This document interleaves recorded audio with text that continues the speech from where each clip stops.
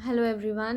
मैं समीना कोसर बहुत ही अरसे के बाद जो है वो आप लोगों के साथ सोशल मीडिया प्लेटफॉर्म से जो है वो जुड़ रही हूँ। पहले मैं आप लोगों से रूबरू होती थी एज अ सोशल एक्टिविस्ट जो हमेशा आवाज़ उठाती थी हर एक के लिए, चाहे वो हिंदू हो, चाहे वो मुसलमान हो, चाहे वो सिख हो, चाहे वो ईसाई हो, बुज़ुर्ग हो, यंग हो, बच्चा हो, स्टूडेंट हो, हर एक के मुद्दे में मुझे ऐसा कहा जाता था कि इसे टांग अड़ाने की जो है वो ज़रूरत पड़ती है। तो सबसे बड़ी चीज़ मेरा पॉलिटिकल पार्टी से जुड़ने के बाद जो है ये पहली वीडियो जो है वो आपके सामने आ रही है, क्योंकि मैं भी ऑब्ज़र्व करना चाहती थी कि after entering into a political party लोगों का जो है वो क्या ओपिनियन रहेगा मेरे प्रति, उनकी सोच पहले क्या रहेगी और अब क्या रहेगी। तो मुझे उनको भी समझना ज़रूरी था, क्योंकि एक लीडर जो होता है वो अपने लिए नहीं होता है, वो दूसरों के लिए होता है।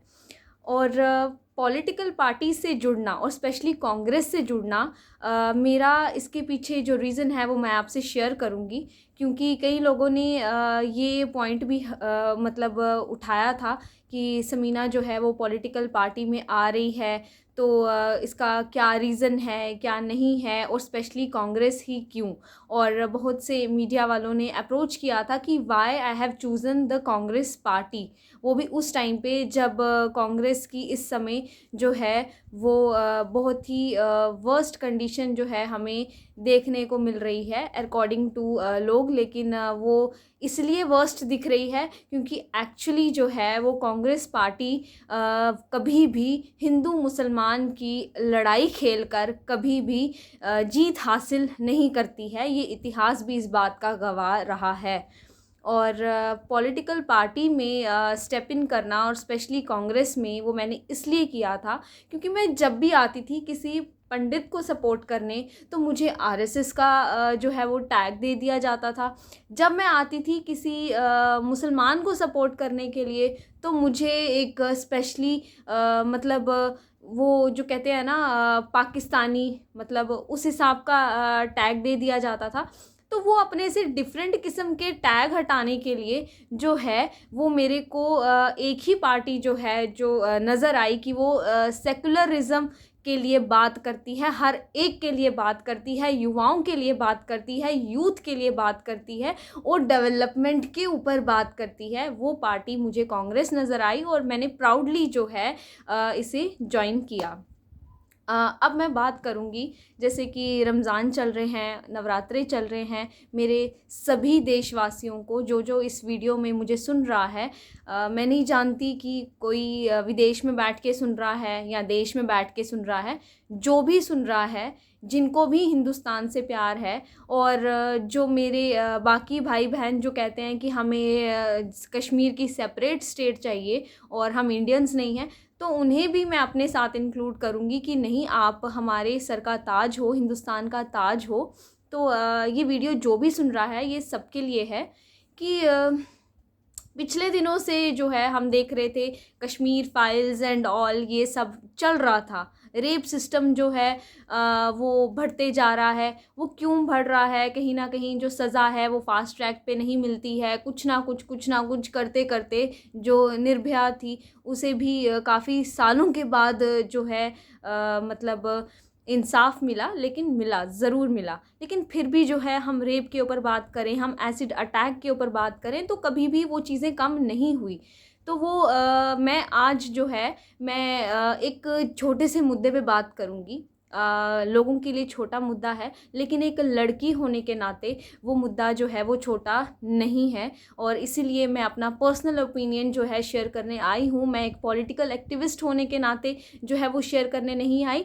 मैं आप ही की समीना जैसे पहले हर एक मुद्दे पे अपना ओपिनियन रखती थी, अपनी बात शेयर करती थी, लोगों को इंस्पायर करती थी, मैं वही समीना बन के आप लोगों से आज फिर से जो है वो रूबरू हो रही हूँ। तो पिछले दिनों मैंने देखा मैंने एक पोस्ट चढ़ाई, वो आयुष्मान कार्ड के रिगार्ड में थी, लेकिन नीचे जो है लोगों ने कमेंट कर दिया कि मैडम आपका क्या राय है कि एक जो है मुस्लिम इतना कुछ बकवास कर रहा है किसी हिंदू लड़की के बारे में, रेप के बारे में, तो आपकी क्या राय है। एंड लिटरली मैंने वो वीडियो नहीं देखी। मैंने अपने एक फ्रेंड को कहा कि यार कौन सी वीडियो की बात हो रही है। मुझे वो वीडियो जब सुनने को मिली उसके बाद मैंने कहा यार ये वीडियो जो है ये तो सही नहीं है। चाहे एक मुस्लिम बोले किसी लड़की के बारे में तो भी गलत है, though I belong to Muslim community. फिर उसके बाद थोड़ी देर में मुझे एक और वीडियो सामने आती है कि जहाँ पे कश्मीर फाइल्स देखते हुए किसी कश्मीरी पंडित ने जो है मुस्लिम बेटियों के बारे में ये सब बोला है। तो वहाँ पे भी वो गलत है कि इनका रेप करो, इनसे शादियाँ करो, इनकी इतनी पॉपुलेशन है, इतनी ऐसे बढ़ेगी, इतनी ऐसे कम होगी। मतलब इतना सारा मैथ्स यार ये मेरे सर के ऊपर से जा रहा है और वो हर किसी के ऊपर से ही जाएगा। अब मैं मुद्दे की ये बात कर रही हूँ कि दोनों वीडियोस में मुझे एक चीज़ जो है वो बहुत ही चुभी एज अ लड़की होने के नाते कि इनकी लड़कियां लो, इनकी मतलब हिंदू बोलेगा मुसलमान की, मुसलमान बोलेगा हिंदू की। तो ये जो भी बोल रहे हैं भाई, मैं ऐसे लोगों के बीच में ना कभी उठी बैठी हूँ ना मैं उठती हूँ, क्योंकि मैंने फ़र्स्ट टाइम ऐसा देखा तो मैं इसलिए शायद ये पॉइंट बोल रही हूँ कि क्या वो लड़की लड़की नहीं है? वो हिंदू लड़की और मुसलमान लड़की क्यों है? क्या वो देश की लड़की नहीं है? क्या वो आपकी और हमारी अपनी एक बेटी नहीं है? क्या वो हिंदू और मुसलमान में बँट गया? कि मतलब यार क्या हम इस देश में रह रहे हैं, इस देश में रहते हुए जहाँ सभी को इक्वल ट्रीटमेंट मिलता है, इक्वालिटी की बात होती है, तो कहाँ से यार ये कौन सी बेवकूफ़ों वाली बात आ गई जहाँ हम बड़ी बड़ी बातें करते हैं कि नहीं हमारे पे जुल्म हुआ, हिंदू बोल रहा है हम पे जुल्म हुआ, मुसलमान बोल रहा है हम पे जुल्म हुआ, तो हुआ, लेकिन अब क्या?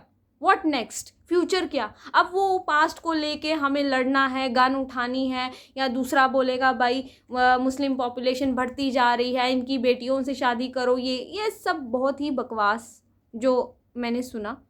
क्या एक लड़की लड़की नहीं है?